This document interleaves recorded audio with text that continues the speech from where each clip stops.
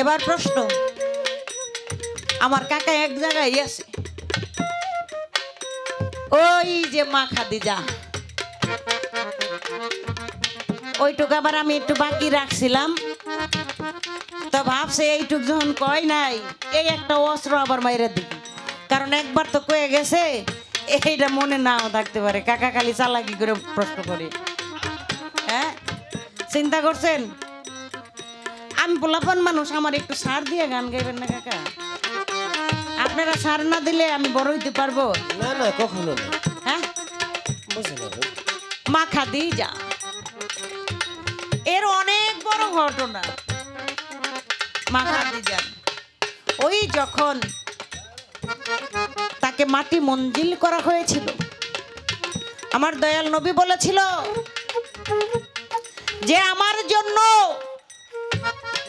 সমস্ত কিছু ত্যাগ করে দিতে পেরেছে, যে আমাকে এত ভালোবেসেছে, তার ধন সম্পদ যাহা কিছু আছে, এত বড় ধনী ওই আরব দেশে ওই এলাকায় আর কেউ ছিল না। বিবি খাদিজা যত ধনী ছিল, তখন বলেছিল যে আমাকে এত কিছু করেছে, আর খাদিজার ইবাদত দেখে আমার মাওলাও নিজে খুশি হয়েছে, আমার আল্লাহও খুশি হয়েছে, আমার নবীও খুশি হয়েছে, আর আল্লাহর হুকুমে আমার নবীর ভালোবাসার মহাব্বতে খাদিজা, বিবি খাদিজা কিংবা মা খাদিজার এই মুখখানা কেবলা কাবা বরাবর নয়, সরাসরি ডাইরেক্ট আমার আল্লাহর আসন বরাবর এই মুখখানা দিয়েছে। সে নারীকে, সে নারী হলো বিবি খাদিজা। এই তো কাকার প্রশ্ন ছিল, ভাবে ভাবে জবাব হইল।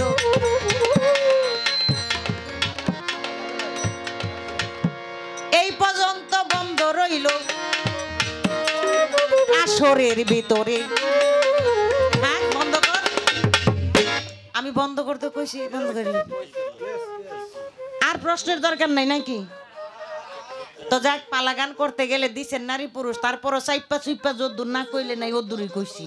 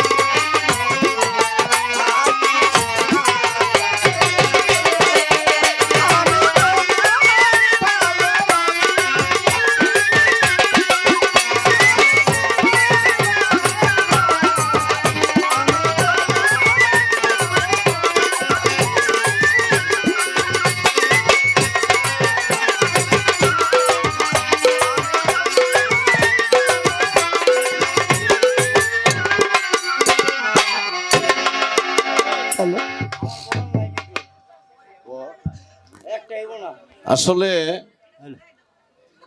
বাংলাদেশের বিখ্যাত এবং প্রখ্যাত একজন শিল্পী লিপি সরকার, তিনি যে কথা বলেছে যে চাচা সম্বোধন করে যে সে একজন ভালো শিল্পী, বড় শিল্পী, আসলে একজন ভালো শিল্পীর মুখে এরকমই কথা বলে, ভালো কথাই মানায়। যারা অত্যন্ত সুন্দর গান করে থাকে তারা আরেকজন শিল্পীকে ভালোই বলে। বাহ, আসলে সে যত বড় আমাকে বলছে, আমি হয়তো তত বড় না। আজকে বলে আমি চাচা যদি গান গাওয়ায় তাহলে আমি গান গাবো। চাচা আসলে গান গাওয়াইতে পারে না। গান গাওয়াবে হলো এই যে আমাদের শ্রোতা ভাই বোন যারা বসে আছে, দর্শকে হেরা যদি আমাদের উভয় শিল্পীকে সুযোগ করে দেয় তাহলে আমরা উভয় চাচা বাতিজি এখানে গান করতে পারবো। তবে আসলে চাচা বাতিজির গানটা এই মিলতাল করে আমরা গান আজকে করব না, হ্যাঁ যেহেতু আজকে যুদ্ধের ময়দান, সে সঙ্গীতের যুদ্ধ। হ্যাঁ, এই যুদ্ধের ময়দানে যে জিততে পারে সেই জয়ী হবে। কিন্তু লিপি সরকার যা বলছে ওই কথাটা তা হবে না। তিনি তার গান গাবে, আমি আমার গান গাবো।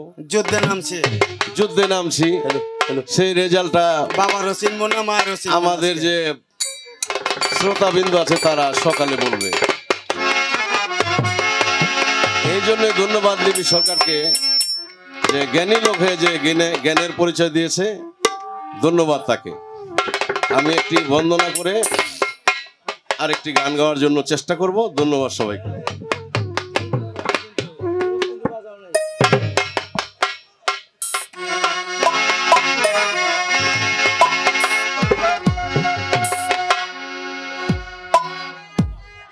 আমার বাতিজি যে গান করেছে, আমার নবীজির শানে গান করেছে। আমার নবীজিকে সৃষ্টি না করলে এই পৃথিবীর কুলকানায়েত কিছু সৃষ্টি করতেন না। আল্লাহ বলেন আওয়ালামা খালাকা মিন নূরি, আমি আমার নিজ নূর হইতে আমি মোহাম্মদের নূর আগেই সৃষ্টি করে রেখেছি। এবং লাউলাকা খালাকতু মা খালাক, আল্লাহ বলেন আমি আমার নবীজির নূরে আমি সারে জাহান সৃষ্টি করেছি। তাই আহলে বায়াত, আহলে পাক পাঞ্জাতন, আমার নবী গাদিরে ঘুমে তিনি বাসানে রেখে গেছেন যে আমি দুটি জিনিস তোমাদের জন্য রেখে যাই, সেটা অতি মূল্যবান একটা জিনিস, সেটা হলো পবিত্র আল কোরআন। আর আহলে বায়াতের কথা তিনি তিনবার বলেছেন, আহলে বায়াত, আহলে বায়াত, আহলে বায়াত। এই আহলে বায়াত আমাদের দেশে বর্তমানে অনেকটা সমস্যা হয়ে দাঁড়াচ্ছে অনেক জায়গায়। যাই হোক, আমি ওদিকে আর যাব না। এখন আমি একটি গান করব আমার খাজা মাইনুদ্দিন চিশতি রহমতুল্লাহ আলাইহে। তিনি আমার রাসূলের আদেশ মতো হিন্দুস্তানে গিয়ে 90 লক্ষ মানুষকে কলেমা পড়ে মুসলমান করেছিলেন। লা ইলাহা ইল্লাল্লাহু মুহাম্মাদুর রাসূলুল্লাহ, সেই কলেমা পড়ে 90 লক্ষ মানুষকে তিনি মুসলমান বানিয়েছেন। আমার বাতিজি গান করেছে আমার নবীজির, আমি গান করব আমার নবীজির একজন আশেক, আল্লাহর ওলি। আলা ইন্না আউলিয়া আল্লাহি লা খাউফুন আলাইহিম ওয়া লাহুম ইয়াহজানুন। আল্লাহ পাক কোরআনের মধ্যে স্পষ্ট বলে দিয়েছে, সূরা ইউনূসের 62 নম্বর আয়াতের মধ্যে, আপনারা দেখবেন খুলে, সমস্যা নাই। আল্লাহ বলেন আমার ওলিদের কোনো ভয় নাই। আমার ওলিদের বিরুদ্ধে যদি কেউ কোনো কথা বলে, আমি ওই ব্যক্তির বিরুদ্ধে যুদ্ধ আল্লাহ নিজে ঘোষণা করি। এখন আল্লাহ যদি বলে যে আমি যুদ্ধ ঘোষণা করি ওই ব্যক্তির বিরুদ্ধে, আল্লাহর লগে এই দুনিয়ার কোনো কেউ আছে পারবো না? না, যারা নাকি এটার বিরুদ্ধে কথা বলে, দেখবেন আস্তে আস্তে ধ্বংস হয়ে যায় এবং হয়ে গেতেছে। আমি ওদিকে আর যাব না। বাংলাদেশের একজন বিখ্যাত শিল্পী এখানে আছে, তার মুখে এই ধরনের বিশ্লেষণটা শুনলে আপনাদের ভালো লাগবে। আমি আজকে শুধু আমি হারে কিছু জিজ্ঞাসা করব, আপনারা খালি মন ভরে শুনবেন। কয় চাচা আজকে টাকা যা পাইবো আমার দিয়ে যাব। চাচা বাদে যায় তো এখানে ভ্রমণে গেছে, অনেক টাকা টান পড়ে গেছে। কয় চাচা ভাতিজার কি পয়সালা।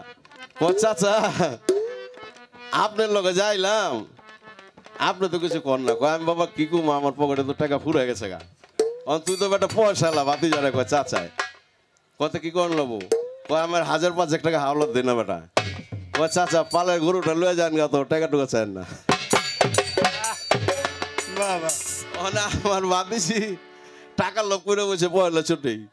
আগে পরিস্থিতিটা দেখেন কি অবস্থা হয়, তারপরে সে না টাকা পয়সা লেনদেন হবে।